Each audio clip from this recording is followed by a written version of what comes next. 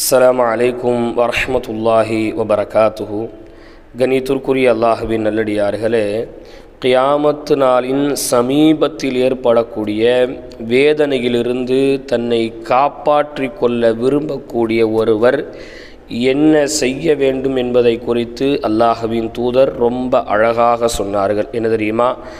மன் சர்ரஹு ஐ யுஞ்சியஹுல்லாஹு மின் குர்பி யௌமல் கியாமத்தி, கியாமத்து நாளுடைய சமீபத்தில் ஏற்படக்கூடிய அந்த வேதனையை, அந்த கஷ்டத்தை தன்னை விட்டு பாதுகாத்து கொள்ள விரும்பக்கூடியவர் என்ன செய்ய வேண்டும் தெரியுமா?